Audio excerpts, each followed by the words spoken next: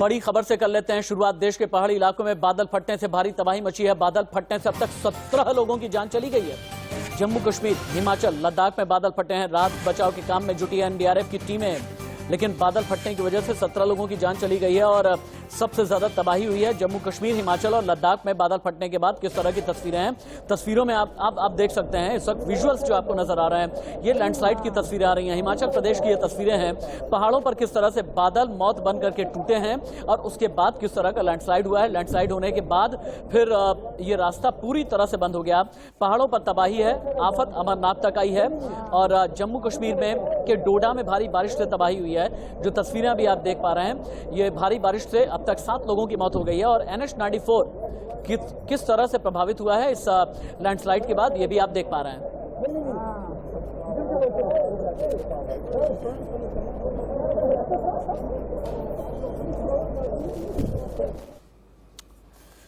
अब आपको हम ये दिखाते हैं कि कहां कहां पर असल में तबाही हुई है। 4 तस्वीरों के जरिए आप देख पाएंगे और समझ पाएंगे।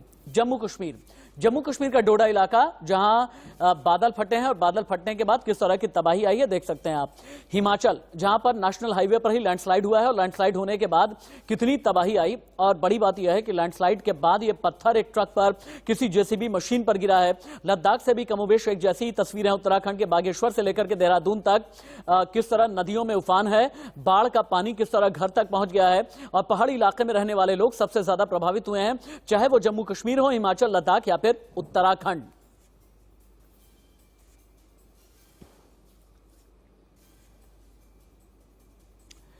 अब हम आपको दिखाते हैं कि पहाड़ों पर बादल फट तबाही कहां कहां पर मची है और अभी क्या हालात हैं। जम्मू कश्मीर से शुरुआत कर लीजिए आप। जम्मू कश्मीर का अमरनाथ, कोई हताहत नहीं। किश्तवाड़ में 7 की लेकिन मौत हुई है। हिमाचल प्रदेश, लाहौल स्पीति 7 की मौत, किन्नौर में 9 की मौत। किन्नौर और लाहौल स्पीति 2 इलाके ऐसे हैं जहां पर लैंडस्लाइड भी हुआ है और इसके अलावा नदियां उफान पर हैं और नदियों का पानी घर तक चला गया है और पहाड़ी इलाकों में जितने भी लोग रहते हैं उन्हें हटाया तो गया है, उन्हें इवैक्यूएट तो किया गया है, लेकिन अभी तक उनके रिहेबिलिटेशन के लिए ठीक तरीके से काम नहीं किया गया है। खतरा आगे भी मंडरा रहा है। आसमानी आफत से आई तबाही की अब 8 तस्वीरें देखें। अमरनाथ, बादल फटने से तबाही हुई है। किश्तवाड़, बादल फटा, 7 की मौत हुई है।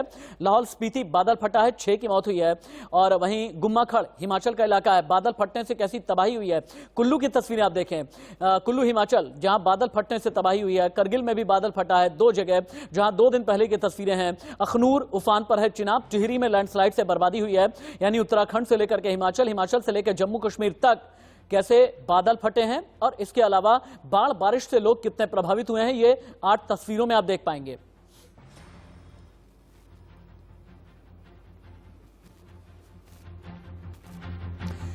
आगे बढ़ते हुए बादल फटने का आखिरकार मतलब क्या होता है ये आप देख लें, लेकिन उससे पहले हिमाचल के सोलन में लैंडस्लाइड, एक बड़ी खबर है, ब्रेकिंग न्यूज। NH-5 पर पहाड़ का मलबा आ गया है। चंबा घाट के पास यह हादसा हुआ है। हिमाचल के सोलन की तस्वीरें हम आपको दिखाते हैं जहां पर चंबा घाट के पास बड़ा हादसा हुआ है। तस्वीरें आप देख पाएंगे। NH-5 पर यह पहाड़ का मलबा गिरा है और पहाड़ का मलबा गिरने के बाद पूरी तरह से यह NH-5 को बंद कर दिया गया है। हालांकि अभी तक ये पता लगाने की कोशिश की जा रही है कि कहीं ऐसा तो नहीं कि पहाड़ के मलबे के चपेट में कुछ लोग आ गए हैं, लेकिन पहाड़ का मलबा ट्रक पर भी गिरा है। हिमाचल के सोलन में ये लैंडस्लाइड की तस्वीरें आप देख पा रहे हैं।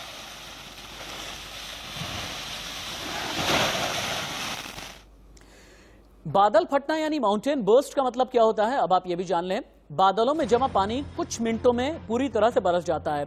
1 घंटे में 100 mm या उससे भी ज्यादा बारिश जब होती है तो भी बादल फटने से तबाही आती है। 1 से 10 किलोमीटर में 1 घंटे में 100 मिलीमीटर बारिश हुई है जहां जहां बादल फटा है। 100 मिलीमीटर बारिश से 200 करोड़ लीटर पानी बरसने लगता है और यही बारिश फिर उसके बाद कयामत बनकर के टूटता है। समुद्र तल से 1000 से 2500 मीटर की ऊंचाई पर बादल फटता है। एक जगह पर 1 से ज्यादा बादल फट सकते हैं और यही हुआ है करगिल में, यही हुआ है हिमाचल प्रदेश में और यही इसी तरह की खबरें बहुत सी आ रही हैं उत्तराखंड से भी। मनाली की तस्वीरें देखें आप। मंडी में अचानक एक ट्रक पहाड़ के नीचे गिरा। हादसे की पूरी तस्वीर कैमरे में कैद हो गई। आप देखें कि ट्रक किस तरह से पहाड़ के नीचे गिरा है। हालांकि अब पता लगाने की कोशिश की जा रही है कि ट्रक में ड्राइवर और क्लीनर के साथ में और कितने लोग थे, लेकिन ये तस्वीरें वाकई में डराती हैं। ये मंडी हिमाचल की तस्वीरें हैं। अचानक एक ट्रक पहाड़ के नीचे गिर गया। हादसे की ये पूरी तस्वीरें हैं। हालांकि कहा यह जा रहा है कि ये ट्रक ड्राइवर, सामने से कोई लैंडस्लाइड का खतरा इसे लगा, और ये डर गया ये ट्रक ड्राइवर, और उसके बाद अपना संतुलन खोया, और संतुलन खोने के बाद ये ट्रक नीचे खाई में जाकर के गिरा है। हर बार सड़कें तबाह हैं, जनजीवन बुरी तरह से अस्त व्यस्त हुए हैं। इसी तरह से तबाही की तस्वीरें जम्मू कश्मीर से लेकर के डोडा तक, डोडा से लेकर के बाकी और भी इलाकों से आ रही हैं। इंडिया न्यूज संवाददाता जम्मू से अजय जांडियाल मेरे साथ जुड़े हुए हैं, और इसके अलावा शिमला से मेरे साथ में उमेश भी लाइव रिपोर्ट कर रहे हैं। सबसे पहले उमेश, आपके पास आते हुए शिमला, मंडी और हिमाचल के बाकी इलाके अभी क्या हालात हैं? लैंडस्लाइड की वजह से कितनी ज्यादा तबाही हुई है? बादल कहां कहां पर फटे हैं? लोगों को रिहेबिलिटेट यानी पुनर्वास उनका कितना किया गया है? देखिए, बिल्कुल लगातार हिमाचल प्रदेश बहुत संवेदनशील बना हुआ। लगातार बारिश ने हिमाचल प्रदेश में तबाही और बर्बादी का जो मंजर है आप देख सकते हैं। अभी थोड़ी देर पहले की घटना है कि मंडी के करसोग में ये ट्रक बिल्कुल सड़क धंसने की वजह से सड़क से नीचे लुढ़क गया है। आपने लाइव तस्वीरें देखी है, किस तरह से लोग देख ही सकते थे, कुछ कर नहीं पा रहे थे क्योंकि ये ट्रक सड़क से नीचे सड़क धंसने की वजह से नीचे गिर गया। हालांकि इसमें जो ड्राइवर और जो उसके साथी लोग थे उन्होंने पहले ही इसको अंदेशा देखते हुए वहां से वो निकल गए थे। बाकी आपने देखा मुख्यमंत्री के आवास के पास भी लैंडस्लाइड हुआ है, वहां लगभग 10 परिवारों को खतरा पैदा हो गया। हालांकि उनको वहां से निकाल के सुरक्षित जगह में भेजा गया है। मंडी, मनाली, कुल्लू सबसे ज्यादा प्रभावित में अगर कहा जाए तो लाहौल स्पीति जिला है। लाहौल स्पीति हिमाचल प्रदेश का ऐसा जिला था, ट्राइबल जिला है और डेजर्ट एरिया माना जाता है। वहाँ कम से कम हिमाचल प्रदेश में बारिश होती थी, लेकिन दोबारा आपके पास में आते हैं उमेश, दोबारा आपके पास में आते हैं, और मैं चाहूंगा कि अगली बार जब मैं लाइव रिपोर्टिंग के लिए आऊं तो कुछ प्रभावित जगह की तस्वीरें भी आप लाइव रिपोर्ट में हमें दिखाएंगे, कैमरा पैन करके, ज्यादा बेहतर रहेगा। अजय जांडियाल के पास में चलते हैं। अजय, जम्मू और घाटी के कौन कौन से इलाके हैं जो बुरी तरह से बाढ़ और बारिश की वजह से प्रभावित हुए हैं, जहां पर लैंडस्लाइड भी हुई है, जहां पर बादल भी फटा है? करगिल हमने देखा, डोडा भी हमने देखा, और कौन कौन से इलाके प्रभावित हुए हैं?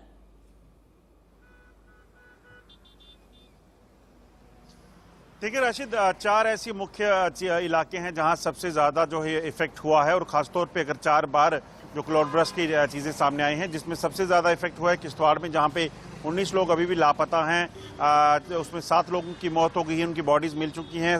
15 लोग जो है सुरक्षित निकाल लिए गए थे, इनमें से 5 की हालत अभी भी गंभीर बनी हुई है। दूसरा एक अहम इलाका जो है वो अमरनाथ की गुफा है, जहां पर कल जो है बादल फटने के बाद अचानक से मलबा और पानी जो है आ गया, और जो बेस कैंप जो गुफा के ठीक बाहर है सुरक्षा बलों का, वहां पर उसने नुकसान किया। हालांकि जानमाल का नुकसान नहीं है, मगर जो टेंटेज और जो टेम्परेरी अकोमोडेशन रहती है वहां पर जवानों की उसको नुकसान हुआ था, बाकी जान बच चुकी है लोगों की। ठीक है तीसरा मामला अजय और उमेश, आपका धन्यवाद, बहुत बहुत शुक्रिया आपका। अब हम जम्मू की कुछ तस्वीरें दिखाते हैं, जम्मू की वो तस्वीरें जो किश्तवाड़ से आई हैं, और ये तस्वीरें भी डरा रही हैं। आप देखें, ये किश्तवाड़ की तस्वीरें हैं जहां पर एक शख्स किसी महिला को गोद में लेकर के जा रहा है, एक जगह से दूसरी जगह पार कराता हुआ, और ये किश्तवाड़ में भी तबाही जबरदस्त आई है। तबाही की तस्वीरें आप देख पा रहे हैं, पहाड़ों पर आफत का सैलाब है, गांदरबल, बडगाम, उधमपुर, किश्तवाड़, इन सभी इलाकों में। हालांकि लोगों की कनेक्टिविटी चूंकि अपने गांव से भी प्रभावित हुई है, कनेक्टिविटी टूट गई है, और एक जगह से दूसरी जगह फोन नेटवर्क भी जाम हो गया है, और यही एक वजह है कि लोग संपर्क स्थापित नहीं कर पा रहे। पहाड़ों पर मौत के बादल टूटे हैं, अब तक 17 लोगों की मौत हुई है।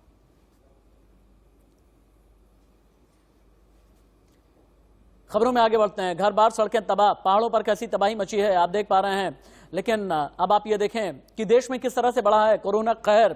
अभी की बड़ी खबर, 24 घंटे में 43,159 लोग कोरोना पॉजिटिव हो गए हैं। एक दिन में 640 मरीजों की मौत। अकेले केरल में एक दिन में 22,056 संक्रमित हुए हैं, और हिंदुस्तान में जितने कुल संक्रमित हैं उसका 50% अकेले केरल से ही तस्वीरें आई हैं। अब केरल का कोरोना ग्राफ एक बार दिखा देते हैं तारीख डेट शीट के साथ में। केरल का कोरोना ग्राफ जब आप देखेंगे तो नए मरीज हम तारीख के साथ में आपको दिखाते हैं कि 25 जुलाई को 17,446 नए मरीज सामने आए थे, 26 जुलाई 11,586 नए मरीज आए थे, 27 जुलाई 22,129 नए मरीज सामने आए थे। और कोरोना से जो मौत हुई है केरल में, 25 जुलाई को 66 की मौत हुई, 26 जुलाई को 135 की मौत हुई, 27 जुलाई को 156 लोगों की मौत हुई है, और 25 जुलाई को 15,247 ठीक हुए, 26 जुलाई को 14,912 ठीक हुए, 27 जुलाई को 13,415 ठीक हुए। और केरल में इस तरह का डर भी जताया जा रहा है कि कहीं ऐसा तो नहीं कि डेल्टा के बाद और कोई वेरिएंट है, कहीं ऐसा तो नहीं कापा वेरिएंट है या फिर डेल्टा प्लस वेरिएंट है, और वेरिएंट की जीनोम सीक्वेंसिंग के बारे में पता लगाने की कोशिश की जा रही है। क्या कोरोना की थर्ड वेव केरल में आ गई है। क्यों हम ये कह रहे हैं?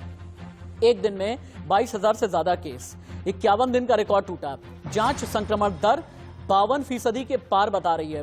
केरल में अब तक 16,326 लोगों की मौत हो गई है और केरल में मामले अभी भी बढ़ते चले जा रहे हैं। और जो रिप्रोडक्टिव स्टेज है, कहा यह जा रहा है कि केरल में जो आर फैक्टर है बहुत तेजी के साथ में चल रहा है, यानी जो वायरस का म्यूटेशन होता है, जो वायरस का रिप्रोडक्शन होता है, 1 से 2, 2 से 4 होते हैं, वो बहुत तेजी के साथ में केरल से बढ़ने लगा। लेकिन दक्षिण भारत से बाकी और जगह क्या हालात हैं, पूरी दुनिया की भी एक खबर आप देख लें।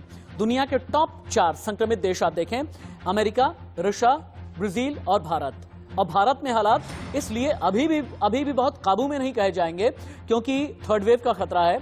एकाएक फिर से केसेस बढ़ने लगे हैं। 24 घंटे में आज लगभग 4,000 केस बढ़े हैं। 24 घंटे में एक दिन पहले लगभग 13,000 केस बढ़े थे। मुंबई में क्या चल रहा है, महाराष्ट्र की तैयारी क्या है, अभिषेक के पास में चलते हैं। अभिषेक, पहली लहर और दूसरी लहर, सबसे ज्यादा प्रभावित महाराष्ट्र में भी प्रभावित मुंबई में भी वो इलाके प्रभावित जहां पर आबादी सबसे ज्यादा है। थर्ड वेव का खतरा केरल में है। दक्षिण भारत से लेकर के बाकी उत्तरी भारत तक, उत्तर से लेकर के बाकी पश्चिमी भारत तक क्या हाल है हम दिखाई रहे हैं। मुंबई की तैयारी क्या है, महाराष्ट्र की तैयारी क्या है, और अभी कोरोना को लेकर के आज की रिपोर्ट मुंबई की क्या है?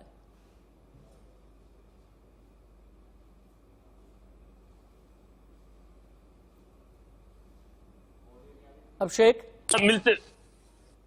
आप सुन पा रहे हैं मुझे? जी हाँ बोलिए। बिल्कुल, देखिए राशिद, देखिए लगातार इस पूरे मामले पर कहीं न कहीं देखा जा रहा है कि जब से केसेस, जो लॉकडाउन लगा हुआ है महाराष्ट्र में खासतौर से, जो नियम नगदा बनाए गए हैं, हाँ। उसको लेकर तब से लगातार केस कम नहीं हो रहा है। कभी 6,000, 7,000, 8,000, 9,000 के आसपास केसेस लगातार मिल रहे हैं। अगर हम पिछले 24 घंटे की बात कर लें, 6,000 के आसपास केस मिले हैं, करीबन 28-29 लोगों की मौत हुई है। तो देखिए यह एक सबसे बड़ी चिंता की बात है कि बहुत केस जो कम होने की बात चल रही थी कि 1,500 केस लगातार महाराष्ट्र में मिलेंगे, वह स्थिति नहीं है। और इसी वजह से महाराष्ट्र के मुख्यमंत्री आज एक बड़ी मीटिंग कर रहे हैं। ठीक है, ओके अभिषेक, महाराष्ट्र के मुख्यमंत्री एक बड़ी मीटिंग करने वाले हैं। अभिषेक ने हमें यह जानकारी दी है। लेकिन कोरोना को लेकर के दिल्ली, मुंबई, दक्षिण भारत, उत्तरी भारत, पूर्वी भारत, क्या अपडेट है हम लगातार पहुंचाते रहेंगे। और डॉक्टर से भी हमारी लगातार बात चल रही है ताकि हम आपको भी अपडेट कर सकें। आपकी सुरक्षा से जुड़ी हुई जितनी खबरें हैं इंडिया न्यूज दिखाता रहेगा। एक ब्रेक पर जाएं, उससे पहले हेडलाइन। इस वक्त की बहुत बड़ी खबर आ रही है जो अमेरिका से है। भूकंप के झटकों से हिला है अलास्का में 8.2 तीव्रता का भूकंप आया है। तटीय इलाकों में सुनामी की चेतावनी भी जारी की गई है। फिलहाल जानमाल के नुकसान की खबर नहीं है, लेकिन आप समझ सकते हैं कि अगर रिक्टर पैमाने पर तीव्रता 8.2 की होती है तो भारी तबाही आती है। तटीय इलाकों में सुनामी की चेतावनी जारी की गई है और जितने भी कोस्टल एरिया के घर हैं या फिर और बाकी जितने एस्टैब्लिशमेंट हैं उन्हें खाली कराए जाने की कोशिश की जा रही है। अलास्का में 8.2 तीव्रता का भूकंप आया है। हालांकि पता करने की कोशिश की जा रही है कि कितनी तबाही हुई है।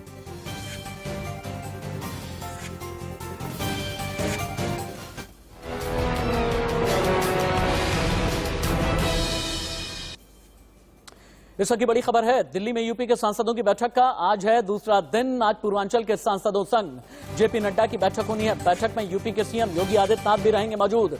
2022 के विधानसभा चुनाव की रणनीति पर चर्चा की जाएगी। कल पश्चिमी यूपी के सांसदों के साथ बैठक की गई थी। इस वक्त की बड़ी खबर, इस वक्त की ब्रेकिंग न्यूज।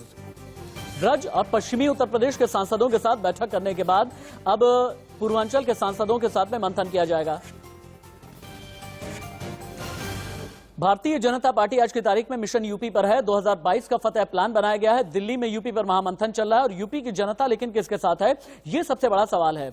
और इस मंथन में हालांकि पहले दिन ब्रज और जो पश्चिमी उत्तर प्रदेश के सांसद हैं उन्हें यह कहा गया था कि अपने अपने इलाके में जाइए, जाकर के अपनी आशीर्वाद यात्रा निकालिए, लोगों से आशीर्वाद लीजिए और लोगों को यह बताइए कि कोरोना को लेकर के क्या सरकार ने किया है और आगे थर्ड वेव से बचने के लिए लोगों में अवेयरनेस भी फैलाएं आप, और किसानों को लेकर के सरकार ने क्या किया है, क्या करने वाली है और क्या करती रही है, यह भी आपको बताना जरूरी है। 2022 के रणनीतिकार लेकिन कौन कौन है, अब आप एक एक करके जान लें। योगी आदित्यनाथ मुख्यमंत्री उत्तर प्रदेश, स्वतंत्र देव सिंह प्रदेश अध्यक्ष भारतीय जनता पार्टी, सुनील बंसल संगठन महामंत्री UP BJP, Radha Mohan Singh Bharatiya Janata party के यूपी के प्रभारी हैं।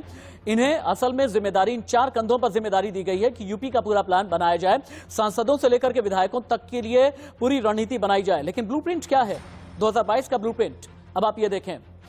देश में सबसे ज्यादा टीकाकरण किया गया, ये आप जाकर के बताएं। ये बताएं कि भारतीय जनता पार्टी की जहां भी सरकार है, चाहे वो केंद्र की है या यूपी की, किस तरह से जनता के साथ में रही। अपराधियों पर कितनी नकेल कसी गई है, बेघर को घर दिलाया है, नारी शक्ति को सम्मान दिया है, और ये जितनी भी उपलब्धियां हैं, जितने भी अचीवमेंट है, ये जाकर के आप बताएं। इंडिया न्यूज संवाददाता विजय मिश्रा मेरे साथ जुड़े हुए हैं इस वक्त लाइव। विजय, पहले दिन का मंथन जो चला सांसदों के साथ ब्रज और पश्चिमी उत्तर प्रदेश, कहा यह गया कि जाकर के आशीर्वाद यात्रा निकालें। अब पूर्वांचल के सांसद बैठेंगे।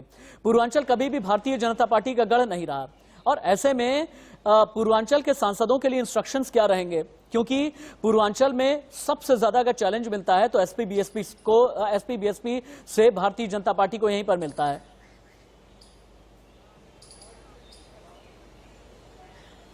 बिल्कुल सही कहा आपने कि यहाँ पर हर क्षेत्र का, यानी कि भाजपा ने 4 क्षेत्रों में यहाँ पर पूरे उत्तर प्रदेश को बांट रखा है अपने चुनावी समीकरण के हिसाब से, जिसमें पश्चिमी उत्तर प्रदेश, पूर्वांचल उत्तर प्रदेश, बुंदेलखंड और ब्रज क्षेत्र, इन 4 क्षेत्रों में बांटा गया है। और इसी 4 क्षेत्रों को ही देखते हुए ये पूरी रणनीतिक बैठक भी हो रही है, और चारों क्षेत्रों का सिनेरियो भी अलग अलग है। अगर हम पश्चिमी उत्तर प्रदेश का रुख करते हैं तो किसान आंदोलन है, वहां का सिनेरियो उन्हें अलग बनाना है। पूर्वांचल की हम बात करते हैं, यहाँ पर सपा बसपा उन्हें चैलेंज देते हुए दिखेगी, यहाँ का सिनेरियो उन्हें अलग बनाना है। बुंदेलखंड की हम बात करते हैं तो यहाँ पे कहीं ना कहीं जो वहां के जो मुद्दे हैं, जो वहां की जनता की नाराजगी है, उसको लेकर के सिनेरियो अलग बनाना है। तो यही कारण है जिसको लेकर के यहाँ पर अलग अलग तरीके से पूरी रणनीति बन रही है। और जाहिर है कि इसी वजह से आशीर्वाद यात्रा, यानी जो फाइनल डिसीजन लिया गया है ब्राह्मण नाराजगी को लेकर, क्योंकि आप देखिए हर पार्टी जो है वो कहीं ना कहीं इस वोट बैंक को अपने खाते में करना चाह रहा है, क्योंकि जो पिछले ही जनगणना हुई थी उसमें जो सिनेरियो आया था वो 12% का था, लेकिन सभी जानते हैं जनसंख्या बढ़ी है, अब यह सिनेरियो 16% का हो गया है। और ये वोट बैंक जिस तरफ जाएगा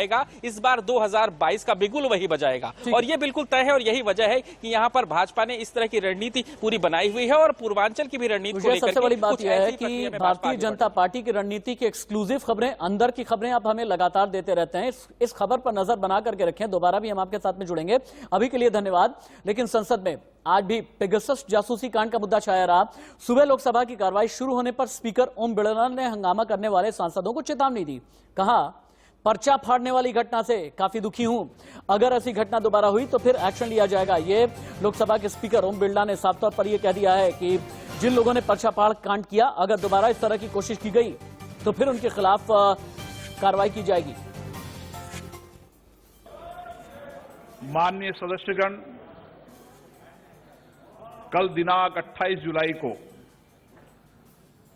जो सदन में घटना हुई है उसे मुझे अत्यंतिक पीड़ा हुई है। आसन पर पर्चे फेंकना, आसन की अवमानना करना हमारी संसदीय परंपराओं के अनुरूप नहीं है। हम संसद की गरिमा का ध्यान नहीं रखेंगे तो हमारा संसदीय लोकतंत्र कैसे मजबूत होगा। मेरी कोशिश होती है कि सभी सदस्यों को अपने विषय रखने का पर्याप्त समय दूं। यहां रुकेंगे छोटे से ब्रेक के लिए, कहीं मत जाइएगा, क्योंकि ब्रेक के बाद मॉडल बोलेगी कुंद्रा की काली कमाई और कुंद्रा के काले कांड के राज खोलेगी। एक ब्रेक।